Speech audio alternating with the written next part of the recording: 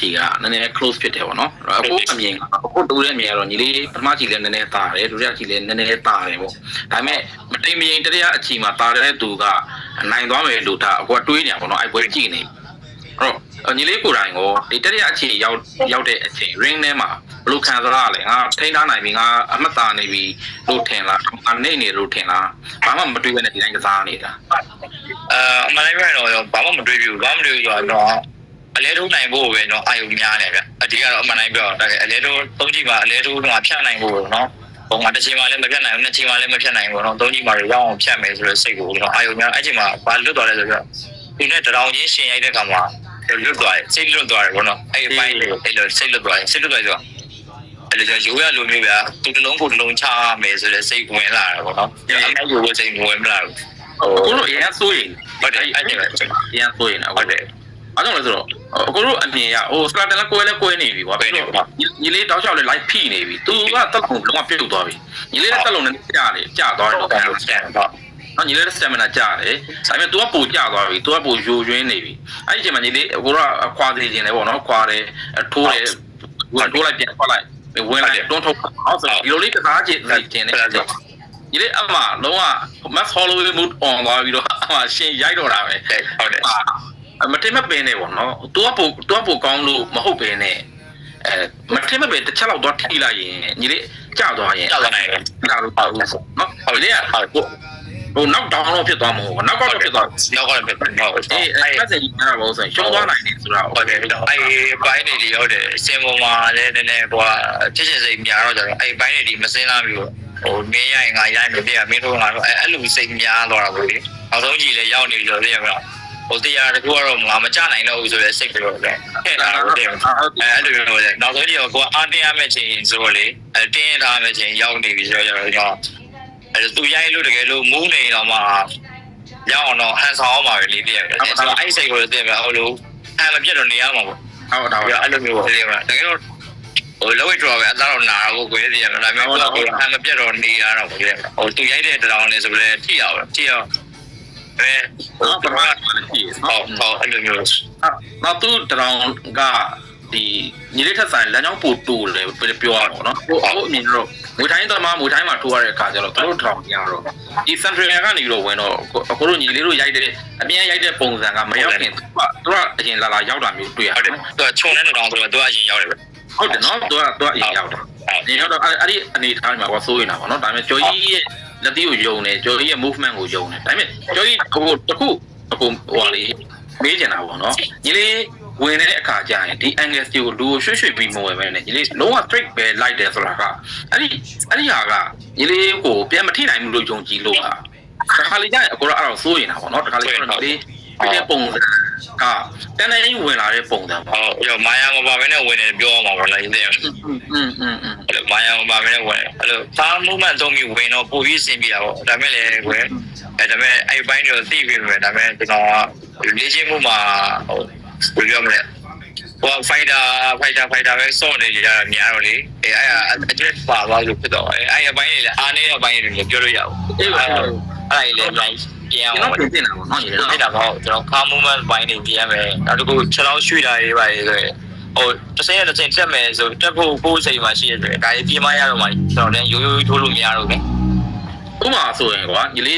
ကတကယ်ဟိုလေ boxer heavy style ပေါ့နော်ညီလေးရဲ့တတိတူညီလေးထိုးတဲ့ပုံစံတွေကအဲ့ဘက်ဒီ boxing ဘက်ကိုပို့ပြီးတော့ရောက်တယ်လို့တော့ခံစားရတယ်ပေါ့တကယ်လည်းကောင်းတယ်အခုနဲ့ညီလေးနဲ့အပြင်မှာစကားပြောတော့ညီလေးကိုမေးဘူးတယ်မမိတယ်မလားတေးညီလေး boxing ကလာတော့ကိုမေးဘူးတယ်မဟုတ်တယ်ညီလေးရဲ့ instant ပေါ့နော်ညီလေးအဲ့ဒါအရင်ကောင်းတယ်ဥပမာအခုချိန်ကြီးယုံကြည်နေတာတခုရှိတယ်စမန်တန်နဲ့ပွဲနဲ့ပြောအောင်စမန်တန်နဲ့ပွဲဆိုရင်ညီလေး level မဟုတ်ဘူးကွာတဲ့သူအခုဒီလေးနေကြောက်အခုအထင်သေးလို့မဟုတ်သူကောင်းတာသေးတယ်ဟုတ်ဒါပေမဲ့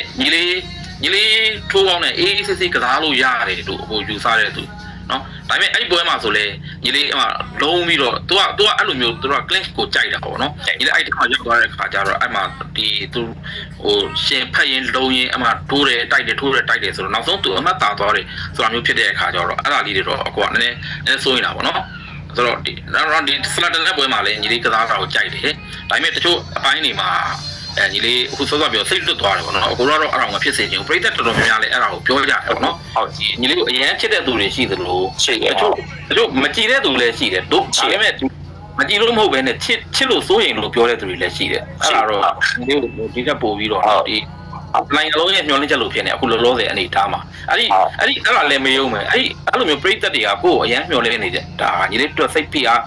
းဖြစ်လာညီလေးရိုးရိုးသားသားပေါ့ရိုးရိုးသားပြောရင်စိတ်ဖိအားတော့ကျွန်တော်အဲ့လိုမျောလေးတဲ့ပြိသက်တွေဘာမှလုံးမပေးနိုင်ပါဘူးစိုးရိမ်နေဗျာခုစိတ်ကိုလိုက်အဲ့လိုမျို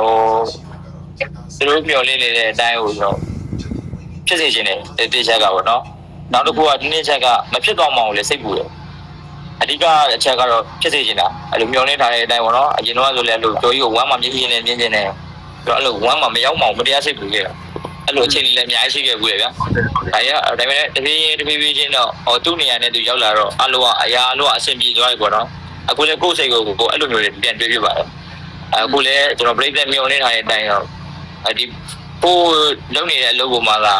ာအာယုံဆိုင်ပြီးတော့တာဝန်ကျေတော့အချိန်ပွဲကြောက်ရပြိသက်တွေပေါ့နော်ဟုတ်အကုန်လုံးမျောနေနေတဲ့နေရာတခုတော့ကျွန်တော်ရောက်မယ်လို့လည်းယုံကြည်ရလူဆိုတာလည်းကိုလုပ်တဲ့အလုပ်ကိုလည်းယုံကြည်မှုရှိမှာဟုတ်တယ်မလားဟိုပြိသက်ကမျောနေနေတယ်ဆိုတော့အပိုင်းမှာအများကြီးတန်မှုရှိရဗျာအဲ့လိုကြောင့်မို့ကျွန်တော်အဲ့လိုဒီကိုချုပ်ထားတယ်အဲ့တော့အသက်နဲ့အမှန်တိုင်းပြောရင်မှန်းပြီးတော့ဗျာနော်အသက်နဲ့ကြီးဟိုအသက်က28 29လောက်ထိကျွန်တော်မှန်းလာပြီးတော့ထုတ်လာတဲ့ပုံမှာကျွန်တော်အဲ့အတွက်ကြောင့်မို့တော့အဲ့လောက်ချိန်မှာပြိသက်တွေဒီပေါ့ရအောင်ဗောနော်ဟိုဘယ်လိုပြောမလဲ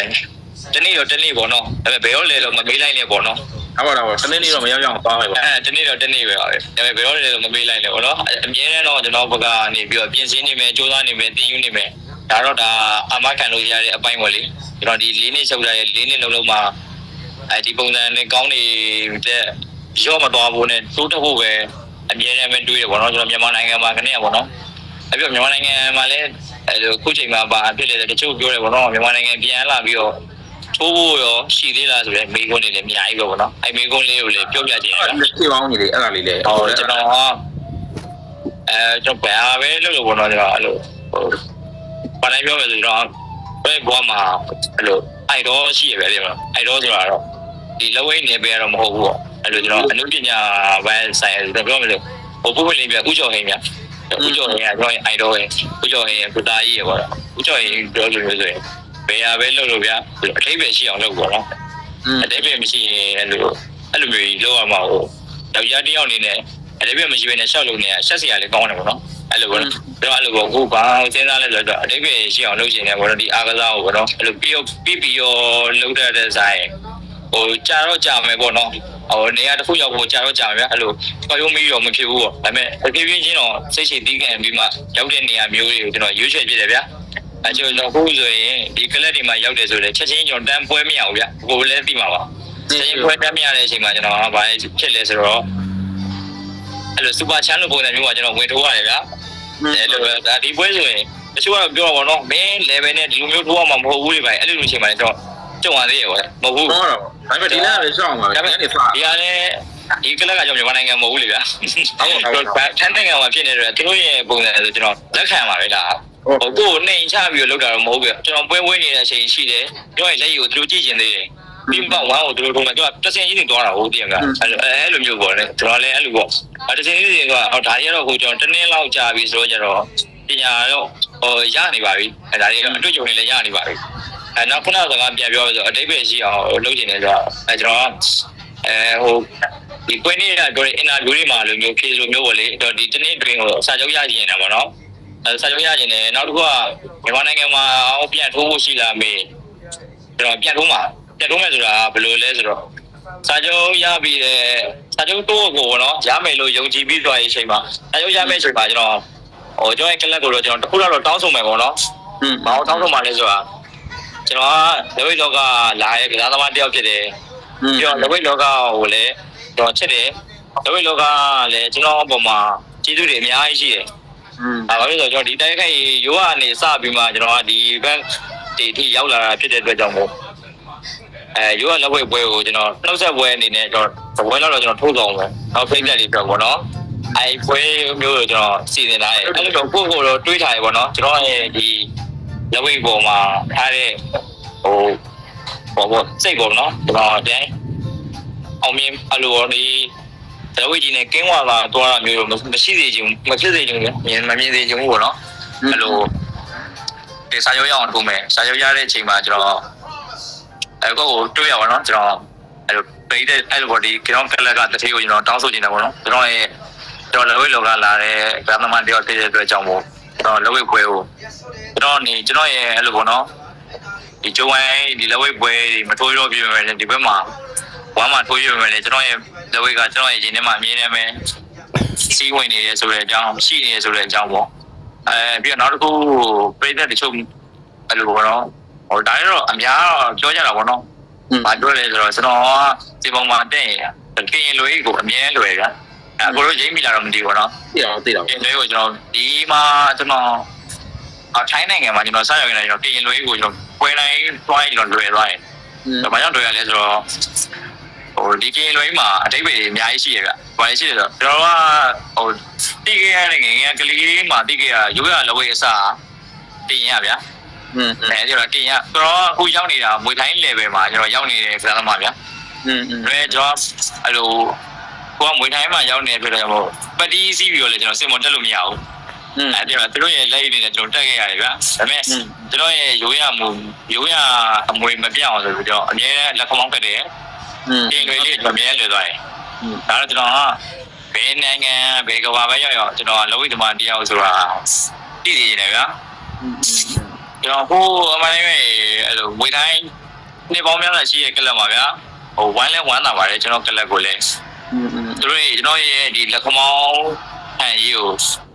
အမြဲတုံးနဲ့သူတို့လက်ခံကြတယ်အဲ့ကျွန်တော်ဟိုပီကောတို့အဲ့လိုဝိုင်း2ကီလိုလေးပီကောတို့ဟာတို့တခြားကစားသမားတွေဆိုရင်သူလက်ခမောင်းဆက်တာကိုသူကဒါဓမ္မရဲ့အဲ့ဘသူတို့ရင်ချင်းမှုတစ်ခုလို့သူတို့မြင်ရတယ်အဲ့ဒါကိုလည်းကျွန်တော်ဝမ်းတာရအဲ့လိုမျိုးအဲ့လိုမျိုးမြန်မာနိုင်ငံဟောဒီဘက်သေးလာတယ်ဗာမျိုးတွေးမှအဲ့လိုစိတ်မရှိဘူးဗျာအဲ့သူတို့ကလုံးဝဟို respect ပြည့်နေဗျာအဲ့လိုလက်ကောင်းခက်တယ်ပေါ့အဲ့ဒါကိုသူတို့ကပျော်ကြတယ်ဗျာအဲ့လိုမျိုးတွေအများကြီးကြုံရတဲ့တော့ဝမ်းသာရပေါ့တာပါတယ်ကိုလိုလည်းဝမ်းသာတယ်ညီလေးနဲ့အတူတူပေါ့နော်ညီလေးကိုအားပေးနေတဲ့မြန်မာပရိသတ်တွေက1-2K တို့ကိုလည်းအရင်အားပေးကြတယ်နော်ဒီစတန်တို့လည်းအရင်အားပေးကြတယ်ဟုတ်အင်ဒရီကောင်မလေးဆိုတဲ့ဒီမှာ fan တော်ရနေပြီအခုလည်းတွေ့နေရပဲအဲ့မှာဒီပရိသတ်တွေလည်းမေးတယ်ကျော်ကြီးအားတဲ့ဒီစတန်လားအစ္စရေးလားတဲ့ပါညာနဲ့အခုတော့မော်လမိုက်ပါပဲမော်လမိုက်ပါဆိုတော့မော်လမိုက်တော့လည်းညီလေးကိုချစ်လို့သားတာပါဟုတ်တယ်ချစ်တယ်ဖြစ်စေရင်ရတယ်ပေါ့လေတချို့ကဖြစ်စေရင်လည်းဆိုတာအဲ့လိုကြီးသားတော့မဟုတ်ဘူးအောင်မြင်နေကျင်တာပြောတာပေါ့နော်အဲ့လိုပေါ့နော်အဲ့လိုပါ